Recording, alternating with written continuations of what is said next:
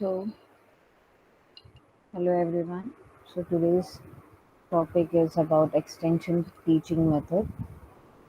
So, till so far, we have studied about so many development things and their principles, their objectives about what is extension education and how extension is related to education and why extension is associated with education and why education is very much important and why it is known as the fundamentals of agriculture extension education.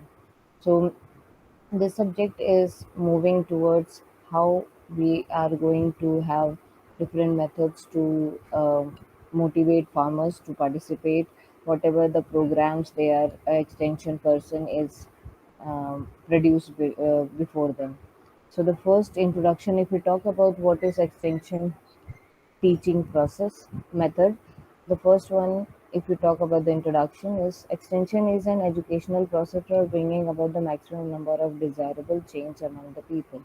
So, as we have studied in the first lecture in the beginning only, like extension is related to education, and education is very much important to them because if education is there, then only there will be a desirable change because people need to get education, get some knowledge from the extension work that is going on, and that will affect their life in some or the other ways. Okay, so uh, which involves both learning and teaching. It's not like only one way process, it's a two-way process. We need to learn also, and we need to teach also. Why teaching and learning both go simultaneously here is, um, if I'm an extension worker, I'm going to the farmers, I'm going to the village, I'm explaining them like this is the process, this is the way we should go on, we should develop everything, we should this is the method of doing fertilization, or this is the method of spraying the pesticide, and this is the method of sowing, this is the method of harvesting and all. If I am as an extension worker, I have been giving demonstration, I'm teaching that thing. Then people are learning, the farmers and the target area group people are being learning whatever the things I am explaining them. Then maybe if I am not there forever, so these only the for local people they learn that thing and they start teaching to the other people who don't understand, or those who are unable to know that where how much it is important, how much it is not.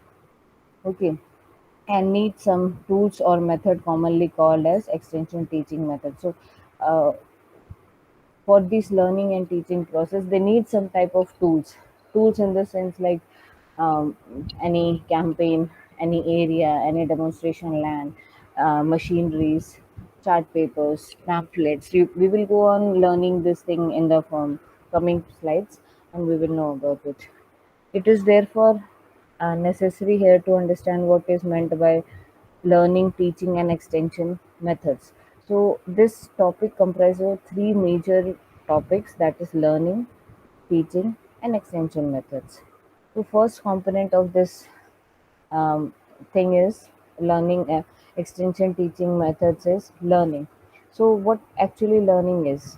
Learning is the process by which an individual, through his own activity, attains a change in his behavior. It is an active process on the part of the learner. So, as definition is quite clear and very straightforward for us to understand what does a learning means. So, learning is, it doesn't happen in a group. It always happens on the individual level. Why individual level? Because a lot of number of people, as many number of people have as many number of minds and thoughts. So learning depends on how they learn that thing. So we have seen in our school life that we were a class of 50 to 80 students, and in that only 20 people were the toppers because they used to learn while they were hearing to the teachers whatever they are saying in the class. Other 20% of the students were involved in uh, revising the things and then learn. Then the other were the people who used to ask from their friend what does that mean, and then they get to learn from them, and then the rest of them used to either uh, read it out every time and then come to a conclusion, and then learn somewhat about the things and write in their own words. So learning depends on individual capacity, it doesn't depends on the group capacity. Individual means every person individual have different mind, and the way of thinking or way of grasping things or observing things is different from person to person. So here, as the definition explains, learning is the process by which an individual, through his own activity here means the way I learn, what I'm doing. If I'm listening, I'm learning from it. If I'm writing, I'm learning from it. If I'm acting according to the things given, I learn from it. If we are some people, they learn while doing demonstration, practical work. Some they learn by the theories. Some they like theory, some they like practical. So this is the way they are molded to learn the things, attain, and then attains a change in his behavior. Change in his behavior is okay, whatever the way they have learned, that particular learning is going to affect their behavior. They will act after some time according to the whatever they have learned. Okay, it is an active process on the part of the learner. So it's not just um, a part of only a single person or the person who is teaching them. It's always on the part of the learner. Like for a learner, whatever it will, they will hear, they will listen, they will see, they will act upon it, and the activeness of that person depends on that particular individual only. The second part is effective learning elements. Now, it's not just like one thing is means only they listen or they have somewhere they listen that thing and then they're not done. No, there is some effective learning elements also. Some elements are there which helps in effective learning. Like whatever you are teaching, they are going to learn instantly. So the essential role of an extension worker is to create effective learning situation. uh, Learning situations here means the environment that is given to them and how they will learn. For example, if a extension workers goes and uh, explain about um, the ways of spraying the pesticides, okay, then if they are trying to see how much this um they will put into the situation, like there will be a field full of pests, and the extension worker will ask the people who are interested or who are volunteered to explain what is learning. They wanted to learn about the thing, so they first he will tell them to act or to do their own ways what they have learned from their childhood. So they will start putting their activity into practice, and he will observe that thing, then write down the right method, wrong method, and where the corrections are needed, and then he will explain, okay, you have done this thing, but if you do this thing in this way, maybe it will be more effective.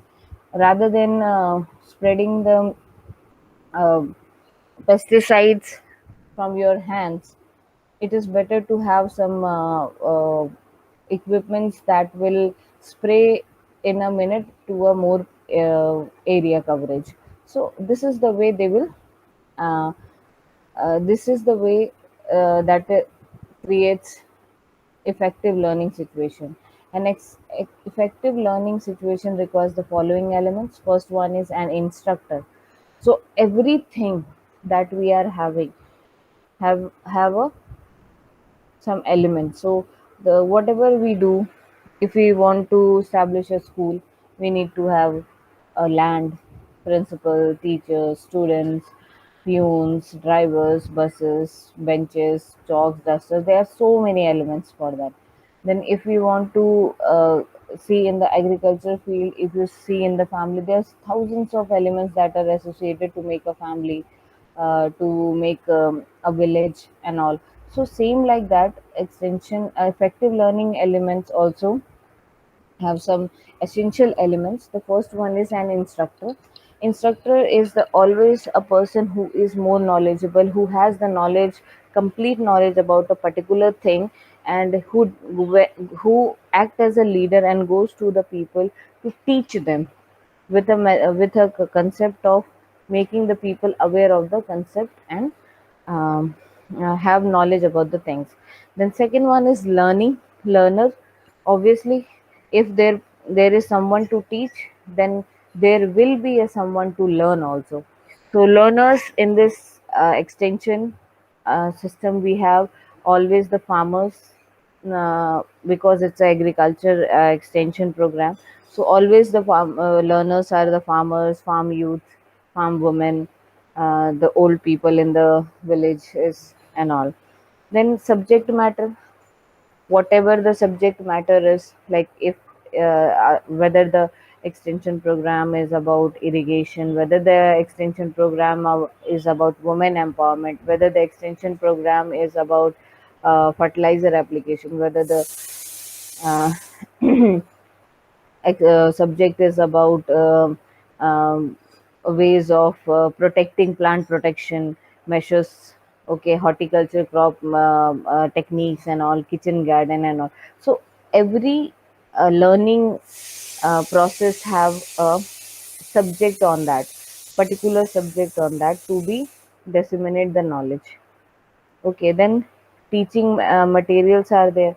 So if the subject is defined, like if irrigation is the biggest thing, if or the woman empowerment is the biggest thing, so in that woman empowerment or in that irrigation topic, what are the elements, what are the methods or material you will require to teach the people what they want to learn. For example, if you are teaching a woman to do kitchen garden for their earning their livelihood, so, first of all, you need to have all the uh, concepts about the kitchen garden beforehand. Survey, do the survey, whether the people they know what are the crops that are grown in that, and then when you go there, you try to demonstrate that thing with the concern of the people and the area provided by them. If it is successful, then only they will carry that process forward. Otherwise, they will uh, means like they will block that thing. Other than that, you will have so many methods that we will materials, teaching material that we will learn in the coming slides. What are the teaching material that will be required? So like you are showing some movies which is basically dependent on how to do and kitchen garden and all. Then you have some photos of some successful areas where women has done that thing and they are earning a lot in the village areas. So these are the some extension teaching materials that will be required by the extension worker to create a effective learning situation. Then physical facilities should be also there, like if you have a area where you are teaching the people, you need to have some sitting arrangement where like people can't stand for whole day and listen to you, so you have to provide some physical accommodations to them, uh, like good visibility, like people can hear you, good voice should be there. If you are showing some ppts poster, it should be in such a font that people are able to see to it, learn what you have written. The extension worker should skillfully manipulate the elements of the learning situation. So, skillfully manipulate the elements of the learning situation. So, it's like whatever the situation they are put in, whatever the situation are provided to them, the person should be able to change the idea of the person beforehand, whatever they had before. Like if I am a person, I know about the traditional way of cropping or sowing, but the way I will the extension worker will explain them will give us such a situations or such a condition in a way like the person will be more mesmerized to adopt that thing. Okay, the farmers, the farm women, or the farm youth are the local focal point in the learning situation. So, always the local people are the priority of this learning process. The main aim of an extension worker is to bring about a change in in this behavior of people with the help of a just judicial combination and use of different elements. So why, what is the aim of that thing of this effective learning is to bring a desirable change in the person, and by using some other methods so that the people can understand like, oh, this is very much necessary for us and we should follow it. All the teaching should be carried out according to the need, resource of the local community or group. So it's not like, if I am a person, I'm going to teach something, so I'm just going on teaching. Person is not understanding, or I'm taking some other topic which is not relevant to them. Okay, the main uh, problem that is situated in that area is about the water scarcity, or if you see the pesticide attack, or the salinity in the water. These is the basic, the main problem of that area. And you are going and telling about the women violence or cyber crime, or uh, fraud, corruption, and all. They are not going to listen to all that funny things, because whatever the main important thing they are facing, that is more important than whatever the things they are being explained. Then the other method is teaching. The other part of that learning teaching is, second part of the learning teaching extension um, teaching method is teaching. So teaching is the process of arranging situation in which the things to be learned are brought to the notice of the learner. So whatever I'm teaching, like just now I gave the example, like if the salinity of the water is the problem of the village, so you should have enough knowledge about the thing, how to solve that thing, then only the learner will be attracted to it. So if it is not important to that person, then maybe that person is not going to carry that same knowledge to the other people. If he is not able to understand or she is not able to understand why you are telling that thing, they are not going to carry that same knowledge to the other people. Okay, so their interest is developed and desire aroused, means like whatever the interest they are having, first we have to look at that, and then we have to teach on that thing so that the people can carry that same knowledge to other people. They are stimulated to actions. So for example, if we want to teach the farmer the use and advantage of chemical fertilizer, we do this by conducting demonstration on their field. So same thing, if they want to, if you want to explain something new to them, try to have demonstration so that the people are more interested and they know like this one is going to be more effective to me. Showing them how the fertilizer are applied. So, like this is the example. This person here it is demonstrated. Like if you want to explain about the chemical fertilizer, you need to demonstrate like that thing, how to apply, how to how much amount of fertilizer you have to take for which crop, and in which condition, in which soil, before or after, at what time you should apply and all. Then compare the yield of the fertilized crop with the with that of the crops to which no fertilizer has been applied. So there should be a comparative study also, so that the people can understand what which one is much better.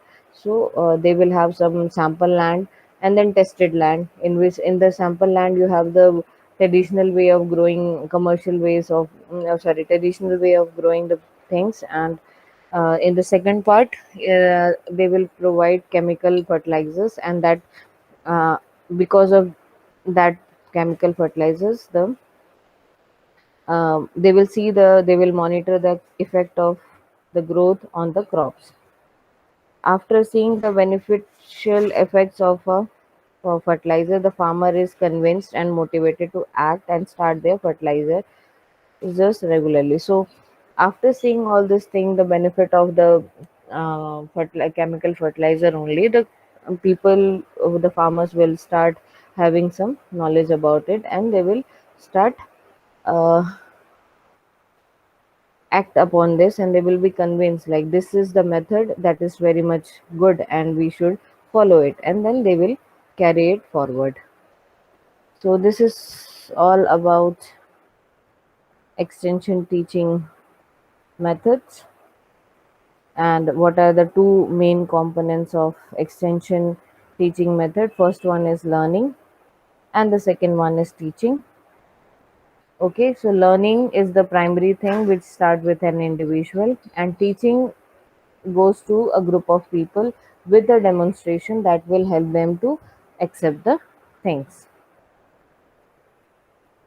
So next topic that we will study is about um, extension teaching methods, and all the ways how it is adopted and how the process goes on.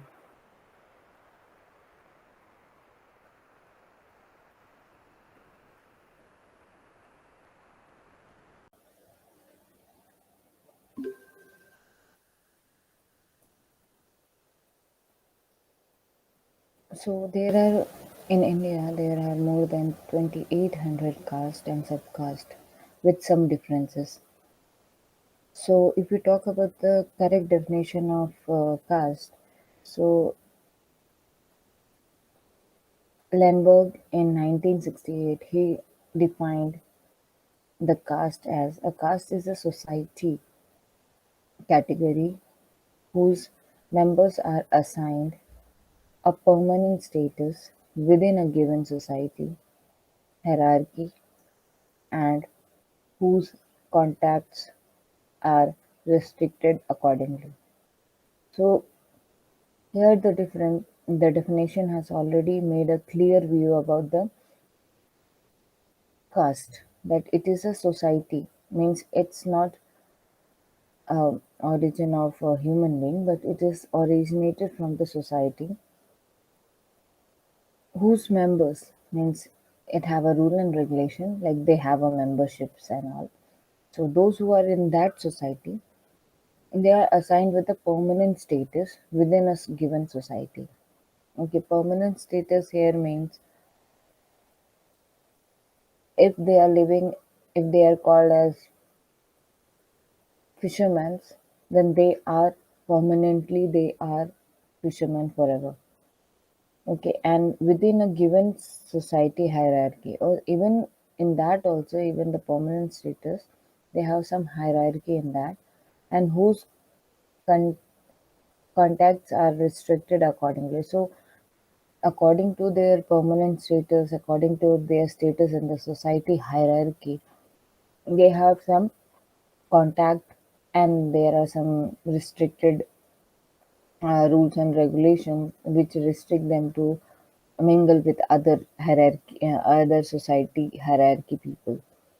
A.G. Green has also given us definition to caste. That is, caste is a system of stratification in which mobility up and down the status ladder, at least ideally, may or not occur. So A.G. Green said, like it is a stratification, division in the society, which which is not permanent, and people can uh, take efforts to go up in the hierarchy and come down in the hierarchy according to their status. If they increase their status or if they improve their status, they can go up. If their status has been affected by different things, then they can come down.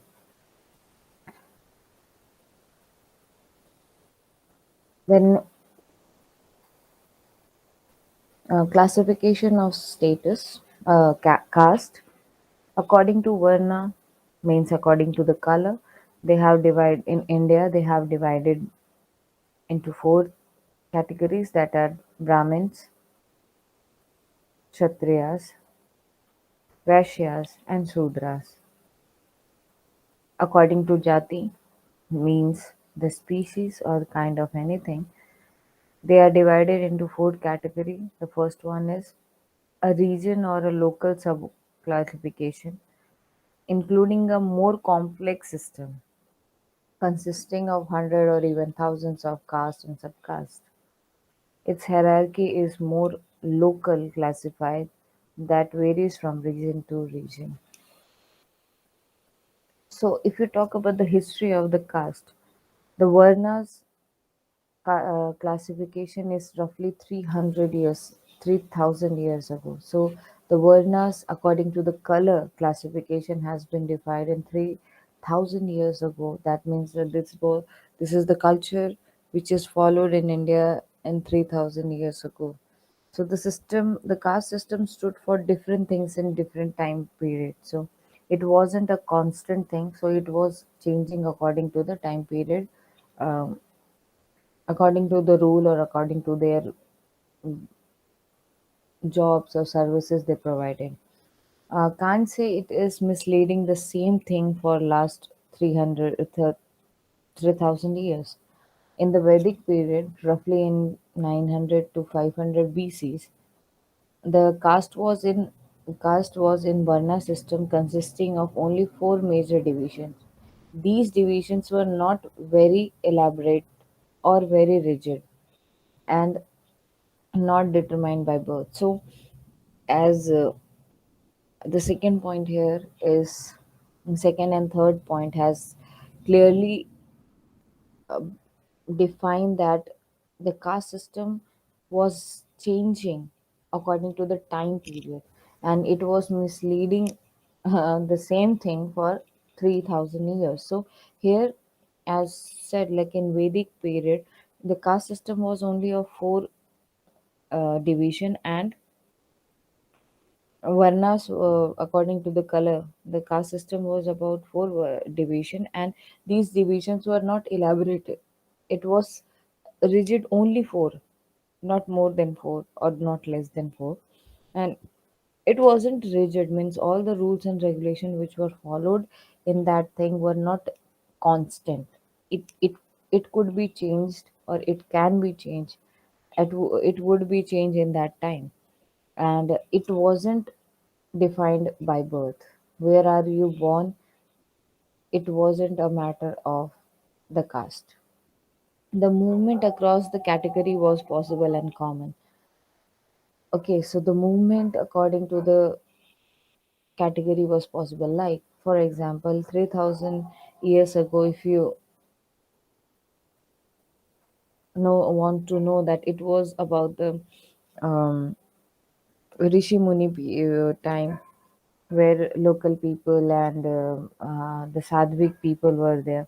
So if some person who is from a local family and tries and prays and tries to devote his life towards the god, towards the nature, then they used to be uh, transferred into some other identity that was from a common person to a sadhvik, that we call as a religious person or a priest, and then they can have all the uh, facility of that particular uh, caste in that time. So this is an example, normal example. If you talk about the kingship, if a king has a minister and his minister's boy is a person who is in the um, army or the chief of the army, like Senapati, then he was not a Kshatriya, or the minister was not of the upper caste like Brahmin. So, in one family, it become like there are different people belonging to different castes, like father is from the higher caste, the son may be from the kshatriya caste, like that. So in Vedic period this thing was not rigid, means it was not fixed that this person is going to be belonging to this thing. Or you are born in a pandit family, so you will be called as a pandit, or if you are born in a brahmin family, so you will be called as a brahmin. But this connotation changed after the Vedic period. These things became rigid, and it was determined by the birth. Membership in the caste includes strict regulations. Like if you are following this, you have to follow this without questioning the society system. Okay, caste membership also involves rules about food and food sharing, to whom they need to share, to whom they give to the share to of the food, uh, which type of people, how to eat, and what type of food you should consume. So, caste involves a system consisting of many castes arranged in a hierarchy and rank and status. So, in a particular caste, there are also a different subcaste or some order they have made, through which they were signifying the person's status in the society. They have subdivisions within themselves. It wasn't like only if it was like before Vedic period, it was fixed like four division only. But in the post Vedic, in one particular division, it started to have subdivisions, and in subdivisions also they have many subdivisions. So caste was traditionally linked to the occupation. So now, and before it was related to the work we have done, or the um, it was flexible. But after the Vedic period it started to be rigid, and it was fixed what type of occupation you are following, and through this occupation what you will be called as. Then caste in present. So this was about the history. Now we move on to the present. What does in the caste system in the present society means? So, sociologist and social anthropologist coined many new concepts to try and understand the process of change. They came up with two common terms that was used so often.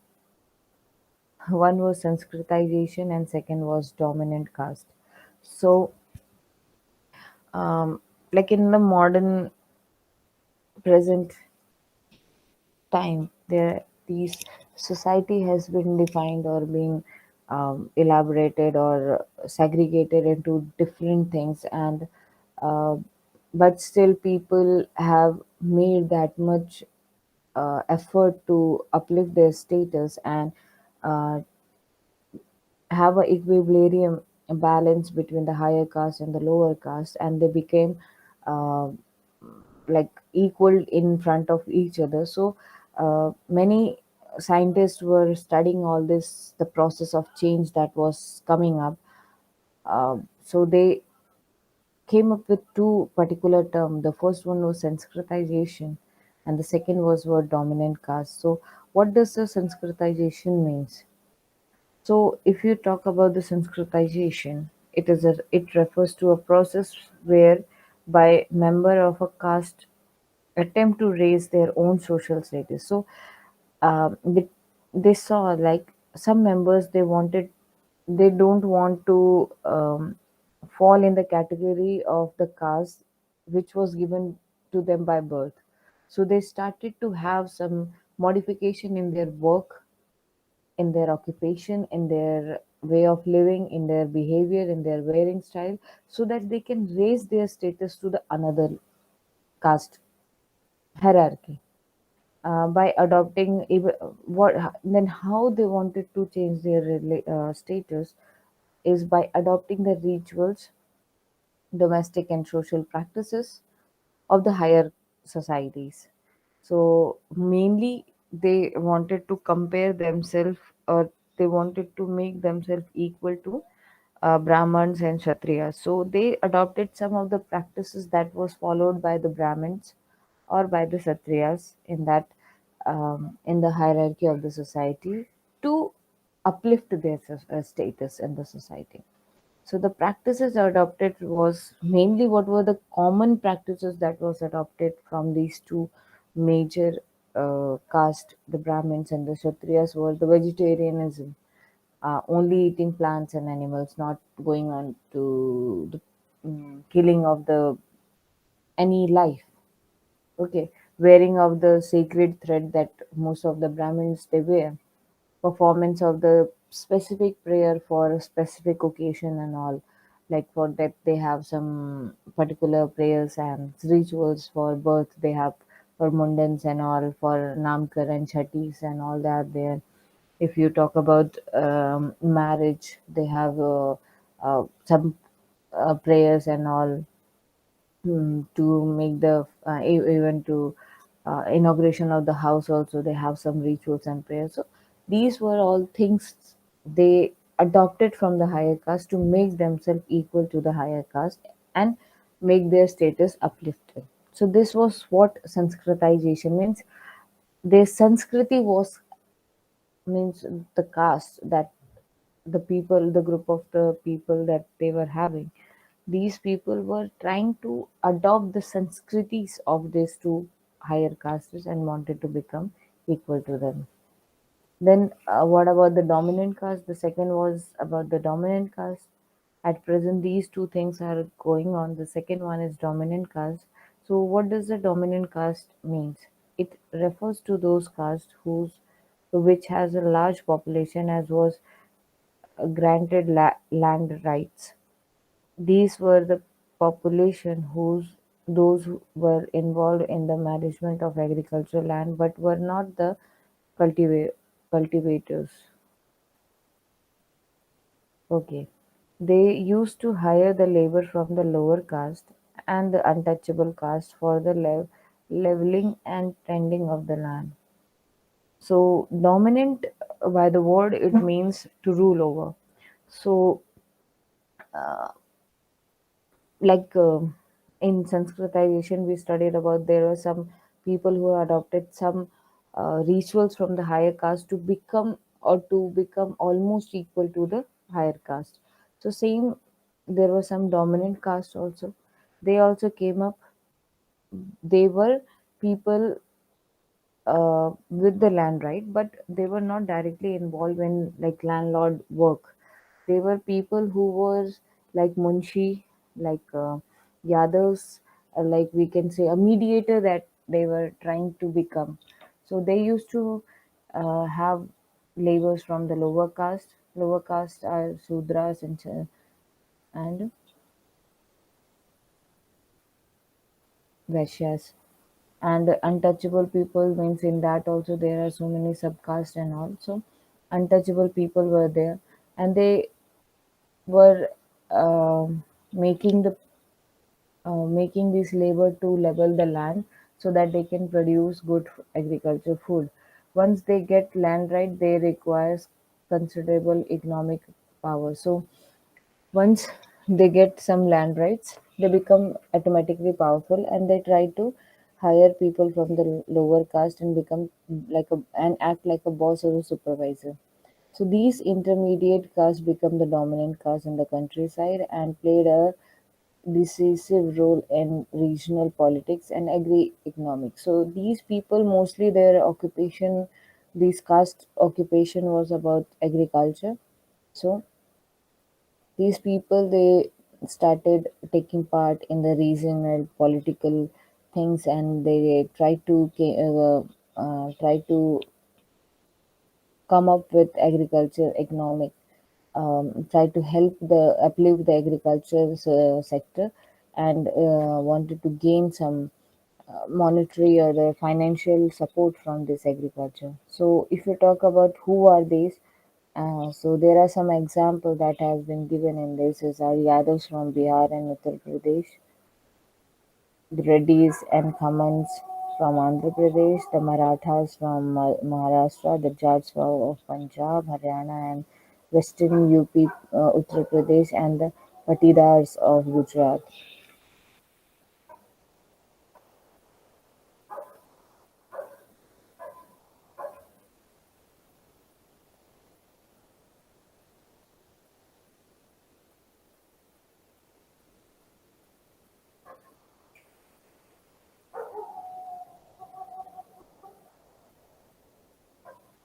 So the second factors in the social institution world is about the tribes. So what does a tribe means? Tribes is a modern term for communities that are very old, being among the oldest in habitations and subconsistent con- contains. Tribe in India has generally been defined in terms of what they were not. They were communities that did not practice a religion with a written text. Okay, so here tribes modern thing has been divided. It is a very older than the people who started to do the caste system. I think so. But in India, the caste is always the tribe is not always defined in the way of religion, way of what they are defined as. Okay, so what they actually look is not from what their origin or their culture is. So they don't follow any religion that has a written text. They do not have a status or political form of normal kind. They do not sha- shape sharp class division. So they do not have sharp class division like this is what Brahmins are, this is what Kshatriyas are, this is not Vaishyas are, this is not Sudras are. So this they don't have this kind of class division in them. So they do not have caste and were neither Hindus or the peasants. So they were not falling in the most of that category that Hindus or they were not farmers also. So they were divided into trades. The first one was permanent trades and the second was acquired trades. So the permanent trades, if you talk about the permanent trades in India, so there are 85% of the tribal population living in middle India, stretching from Gujarat and Rajasthan in the west to West Bengal and Odisha in the east, with mm, Madhya Pradesh, Jharkhand, Chhattisgarh, and part of Maharashtra and Andhra Pradesh. The remaining 15, out of which 11% is in the northeast states, leaving only 3% in the rest of the country. So, if we look at the share of the tribes in the state population, the northeast has the highest concentration. The ecological habitat covers include hills, mountain, rural plain, urban industry area. In terms of language, they are divided into four categories: Indo-Aryans, Dravinas, Dravina, Dravidian, Asserti, Tibeto-Burman. In terms of size, the biggest tribe are the Gondas, Bhil, Bodas, and Mundas. According to Census 2011, it is 88.6% of the population, or about 104 million tribe people are there in India. If you talk about the acquired tribes, there are they are classified into two main category: mode of living and extent of incorporative into Hindu society, a combination of two. Their mode of living of these tribes depending upon the occupation they performed like fishermen, food gatherers, hunters, shift agriculture, doing shift agriculture, they were peasants, plantation and industrial workers.